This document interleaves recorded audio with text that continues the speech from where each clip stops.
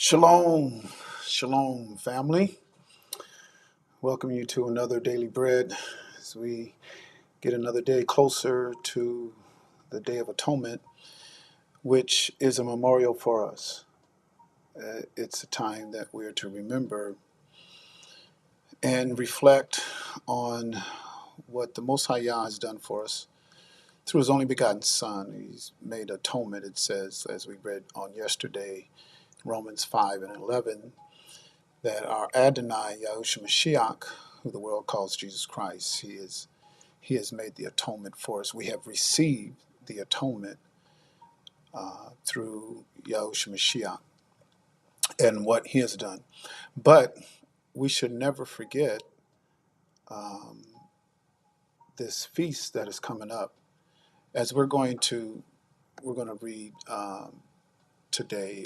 Today, our daily bread. We're coming from Hebrews chapter 10. And we're going to start at the first verse. And we'll probably read down to 25. We'll try to get through this here without taking too much of your time. But I do thank you for tuning in and having our daily bread. We're going through a fast, consecration, and prayer. And without the prayer along with your fast, you're just doing one part of it and not the other. To be complete, we're fasting and praying. And we're going to open up our Zoom room at 7 o'clock for all the Mishpachah, all of our family that wants to come in and have a prayer with us at 7 p.m., and that is Central Standard Time. But locally for the Mishpachah here. Uh, Hebrews 10, and those who are fasting. Hebrews 10 and verse number 1, for the Torah was a shadow of good things to come, not the image of the things in the annual cycle of those sacrifices which they offered perpetually, which can never consecrate those who attend thereto. And he goes on to explain what he's saying here in chapter 2. If we just keep reading, he's going to explain to you what he's talking about. For then would they not have ceased to be offered? Which he's saying, when you're looking at the perpetual sacrifices that were done annually, if it did its purpose, what it was supposed to do, then they wouldn't have to keep offering it. You wouldn't have to do it year for year, year after year. It wouldn't be an annual thing if it served its purpose. But it was leading us up to an event. He says it here, because that the worshippers once purged should have had no more conscience of sin. And yesterday I was in our Torah study. I was dealing with the ruach and our spirit, and Elohim is a spirit, and where he wants to take up his habitation, where he wants to commune with us is in our ruach. It's in our spirit. And in your ruach is your consciousness. I said that on yesterday. Your conscience, your consciousness, that's where he wants to commune with you. And here he says that the worshippers should have had no more conscience of sin. That was the purpose of it, but of course they still had the conscience of sin. The ruach was not in their ruach, in their spirit, and that's where he's going to commune with us. It says Elohim is the spirit. They that worship him must worship in spirit or in ruach, and in truth. But in those sacrifices, there is a remembrance again made of sins every year. And that's what we're looking at now, the atonement, and knowing that sin, if you're in sin, that's going to cut you off. There's a remembrance of sin. It's done every year. For it is not possible that the blood of bulls and of goats should take away sins. You go back to Leviticus chapter 16, and first you had the bullock, which was for the high priest, and he had to offer the blood of the bullock for his own sin, and then for the holy place and the tabernacle, and that had to be cleansed and purged before the high priest could even go in to offer up the blood of goats, which was for the house of Yasharal. Wherefore, When he came into the world, he said, in sacrifice and offering would you would have no delight, but a body have you prepared me, because the body that was made, through Miriam, the body that was made that she gave birth to was going to house the ruach, his spirit. In ascending smoke offerings and sacrifices for sin, you have had no pleasure. Then said I, Lo, I come.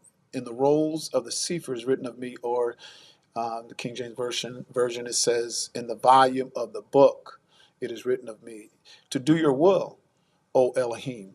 Above, when he said sacrifice and offering, ascending smoke offerings and offering for sin, you would have had no delight, neither had pleasure therein, which are offered by the priestly regime, the priesthood, the high priest. Then said he, Lo, I come to do your will, O Elohim. He takes away the first, that which the high priest would do annually, that he might establish the second, which he's going to explain here, the establishing the second. By no way, I mean, a lot of people like to read this verse here in Hebrews 10 and 9 and say, see, there, the law and the Torah is taken away. That's not what he's talking about here. He is saying what the high priest would do annually every year. Okay, I'm going to take that away, because what Yahusha is going to do in the volume of the book, blood and bulls and goats could never take away sin, but that's what he's going to do. He's going to take away the conscience of sin. And he explains it here, this covenant that's coming up. By the which will we are sanctified through the offering of the body of Yahusha HaMashiach once for all. He only went one time. He only died once. He's not dying every day. Even the time of atonement, they didn't do it every day. It was once a year, but he's taken that away, that once a year, he's taken that away, and he did it once for all. Every priest stands daily ministering and offering oftentimes the same sacrifices, which can never take away sins. It could never deal with the conscience of man. It could never deal with and commune where Abba Yah wanted to commune in his conscience, in the inner man, in his ruach. The blood of bulls and goats couldn't do that. But this man, after he had offered one sacrifice for sins forever, sat down on the right hand of Elohim, from henceforth expecting till his enemies be made his footstool. And the first enemy that he had to conquer, as we know in other writings in Shaul, the first enemy he had to conquer was death. And we know he conquered death. 3 days, he was up. He conquered death, but he has other enemies. And he's going to put all his enemies at his footstool. For by one offering he has perfected forever them that are sanctified. That's why this is so important. You're not sanctified if you still have that conscience of sin to keep sinning, to repeat sins. He's not communing with you if you're a habitual sinner. So he's perfected those who are sanctified. Whereof Ruach HaKodesh also is a witness to us.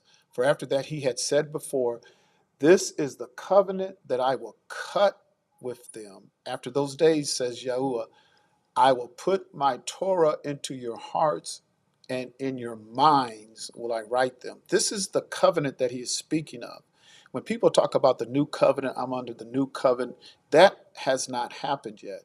Hebrews chapter 8, verse 8, going back to Jeremiah 31, 30 on down, starting with verse 30, reading down to 31, 32, 33, 34. That covenant hasn't happened yet. He's going to cut that covenant with those who are sanctified. He's going to cut that covenant. Torah is going to be written in their hearts and in their minds. And he even says here, and their sins and wicked deeds will I remember no more. And we read that yesterday in Romans chapter 11, verse 20, 26, 27. And he talks about that time where he's going to take away sins. He's not going to remember sins anymore. Right now, sin should be in remission. He died once and for all, put sin in remission. Habitual sinning, those who keep sinning, this is not going to be a covenant for you. Now, where remission of these is, there is no more offering for sin, which means he is not going to be crucified again. He is not going to offer up himself again. He was the perfect sacrifice. There is no other sacrifice coming to be offered for our sin. Having therefore, brethren, boldness to enter into the holiest by the blood of Yahusha. The holiest, to enter into that the holiest, that holy place is where Yah is, where Yah is going to commune with you, where Yah is going to be in your conscience, and you have the communion with him. That's entering into the holy. Anytime you have a communion with the Most High Yah and his Ruach, that's the holy place. The high priest could go only in there once a year. He had to purge or cleanse or offer and atone for his own sin first, and then for the holy place, and then for the mercy seat and the tabernacle, and then for the people. I mean, all of it had, and then the high priest, if he didn't do it right, when he entered into the holiest of holy and he was not right and his sin was not atoned for, he would die. You can't enter into, and the holiest place is with the Most High Yah. In the burning bush, he told Musha, take off your take off your shoes. I'm sorry. Take off the shoes from your feet, because the ground that you're standing on is holy ground. Anywhere where the Most High Yah is a holy place. It's the holiest place. Even Jacob woke up from his dream and he says, Yah is in this place and I knew it not. I mean, anywhere where the Most High Yah is a holy place. And we have boldness that where we can enter into that by the blood of Yahusha, by the life of Yahusha. His life given for us allows us access into that holy place with the Most High Yah. By a new and living way, which he has consecrated for us through the veil, that is to say, his flesh, and having a high priest over the house of Elohim, let us draw near with a true heart in full assurance of faith, having our hearts sprinkled from an evil conscience. Dealing with that conscience again. You cannot have an evil conscience when you're in the presence of the Most High Yah. You have to be purged and cleansed of that. You can't continue to have an evil conscience. And our bodies washed with pure water. The immersion, being immersed in his name, in running water, moving water, being immersed in his name, that pure water, our bodies are cleansed. Let us hold fast the profession of our faith without wavering, for he is faithful that promise. And let us consider one another to provoke unto love and to good works. There is works that you have to do. I don't listen to these people that say that it's not a works-based salvation. There's good work. He's going to come and he's going to reward us to our work according to our works, our good works. Then he says in verse 25 here, this is where we'll finish up, not forsaking the assembling of ourselves together as a manner of some is, but exhorting one another, and so much the more as ye see the day approaching.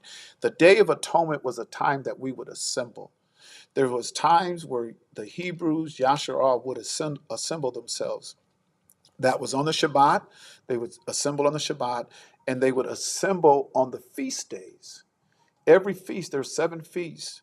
And every time we had a feast, we were supposed to assemble. And that's what he means here, not forsaking.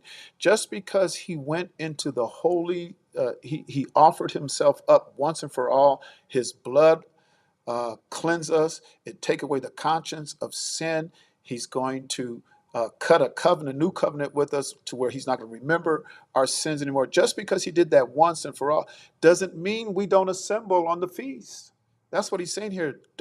Just because he did it once for all, and that blood is supposed to take away your sin, take away the conscience of sin, deliver you from the evil conscience, does not mean you're not to assemble anymore. Not forsaking the assembling of ourselves together. On the Shabbat, on the feast days, we need to assemble. As a manner of some is, because some felt, I don't have to assemble no more. He's done the work.